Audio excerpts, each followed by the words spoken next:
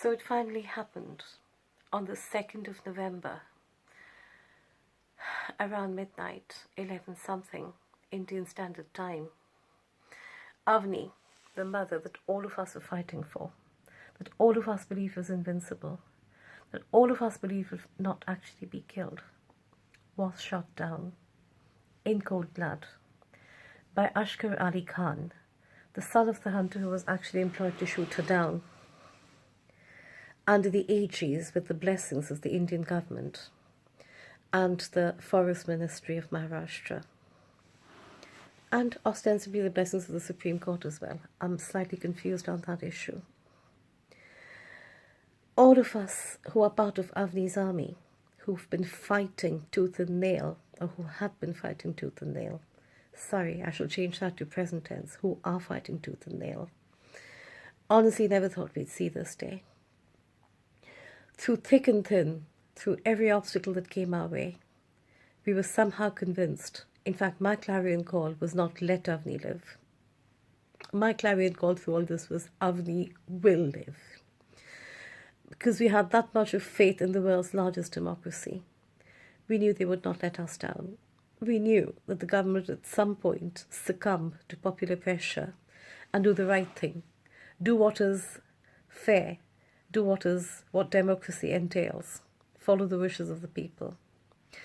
But the government reneged us on that. They betrayed us. They carried on with their heinous task of shooting down a starving mother, a mother whose only fault is that she tried to protect her own cubs in her own territory, in a country where she is the national animal and an endangered species. When Avni was shot, of course, there's a lot of lies coming around about how many shots were fired, where they were fired from, whether they were fired in offence or in self-defence, about the darting, which never actually happened. The lies are so blatant and so pathetic that it makes matters worse.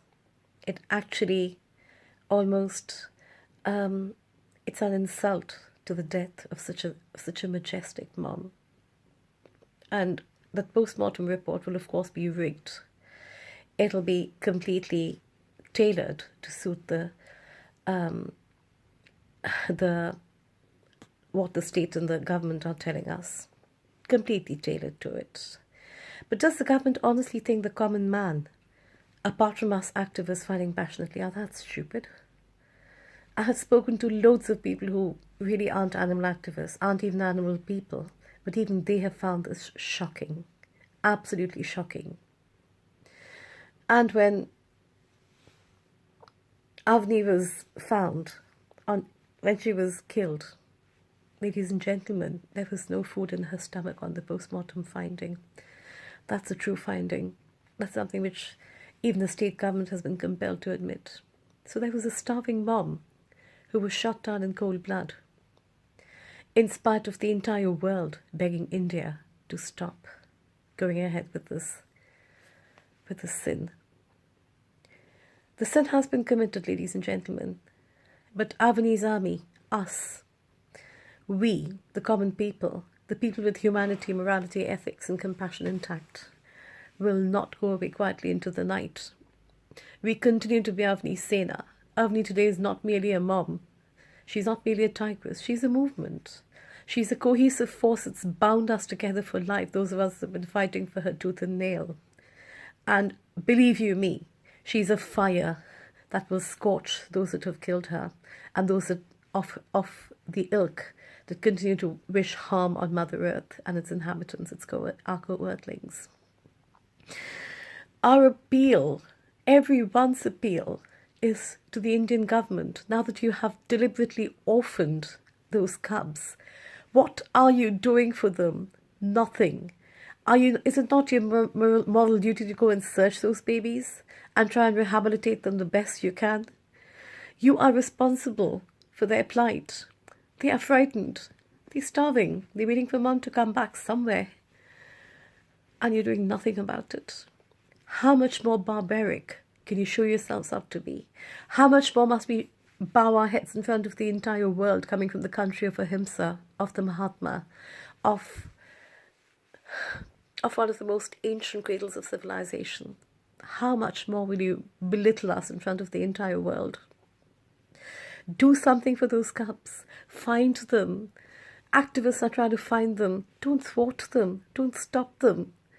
At least try and repent a little bit for the sins you've committed. As for Hunter Shafat Ali Khan and his son Askar Ali Khan, all your comments about the fact you help the poor people, bullshit. You charge enormous amounts of money to go about decimating our wildlife. So you get paid. You're paid killers. You're paid thugs. You're nothing better than that. You've been ostensibly done for for possessing illegal weapons, for all kinds. And you have the temerity to speak up after killing such a magnificent creature? You call yourself brave? Fine, let's see you grapple with the tiger hand-to-hand, Shafat Ali Khan. Challenge set out to you.